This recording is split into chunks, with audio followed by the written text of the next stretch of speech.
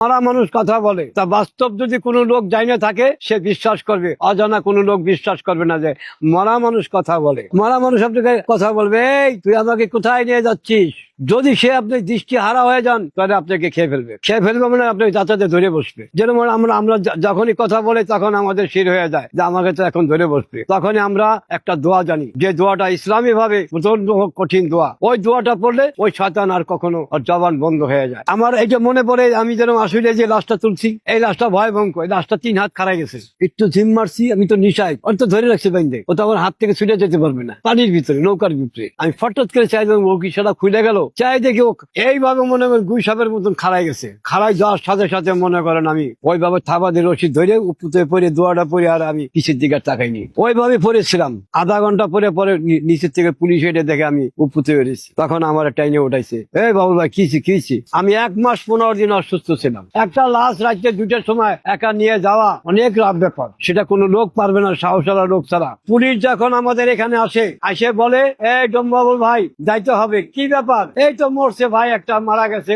আমরা যাই দেখি এখন ওই অবস্থায় পড়ে আছে জঙ্গলের ভিতরে, হাত পাও বান্ধা, কেউ মুখ দিয়ে গলা বান্ধা, গলায় বান্ধা মনে করেন ফাঁস দিয়ে মারছে, মেরে তাকে পাড়ায় মাথায় আঘাত আছে। আমরা সম্পূর্ণ বডিটা চেক আপ করি, ওই লাশটা সম্পূর্ণ চেক আপ করা হয় এবং সে মুসলমান না হিন্দু তার স্তলিঙ্গটা আমরা টেনে বের করি। আমরা বুঝিয়ে পাবো, যেমন কাপড়টা খুলে ফেলি, তার পেন থাকলে পেনের চেনটা খুলে দেখি সে কি মুসলমান না হিন্দু। যখন খবর আসে কোন লাশ আমরা সন্ধ্যার পরেও তুলি, কোন লাশ রাইত হয়ে যায়, কোনটা দিনও হয়। এইভাবে 3 টাইম পুলিশ সন্ধান যখন পাবে, আবার কিছু সন্ধান আমরা রাত্রে 2টার দিকেও পাই। আবার এই পাকুড়ে একটা কলের এখানে তাকে সেফটি ট্যাঙ্কির ভিতরে চাপা দিয়ে রাখছে, সেটা 2 মাস হয়ে গেছে। সে লাশটা সম্পূর্ণ মাংস খুলে গেছে কিন্তু তার পেটটা ভাষ্য হয় নাই। এটা প্রমাণ এই পাকুড়িয়া। পচা লাশগুলি যখন তুলি তখন মানুষ কেউ আসে মুখে কাপড় দিয়ে, শুধু এক নজর দেখে সরে যায়। কিন্তু আমরা তো ওখানে কাছে বসে ওটাকে বানতে হয়, পোকা ছড়াইতে হয়, কেরাসিন তেল দিয়ে পোকাটা বাই করে দিই। কেরাসিন তেল মারলে পোকাটা চলে আসবে। পচা গন্ধটা এমন দুর্গন্ধ, সেখানে আশেপাশে আপনি কোনো লোক দাঁড়াইতে পারবেন। যদিও কেউ দেখতে চায় তার মুখে কাপড় দিয়ে যাইতে হবে, আমাদের মুখে কোনো কাপড় থাকে না।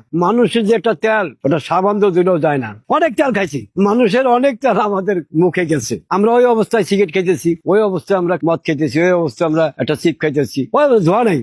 মানুষের গন্ধ যদি কোনো লোকের নাকে একবার প্রবেশ করে, সে যদি গন্ধটা না রাখতে পারে, যদি ভিতরে ঢুকে যায়, সে শুকায় মারা যাবে। লোকটা, সে লোক ভয়ঙ্কর ভয় পাবে, আর ভয় পালে সে আস্তে আস্তে শুকিয়ে যাবে। এতটা ভয়ঙ্কর জিনিস মানুষ।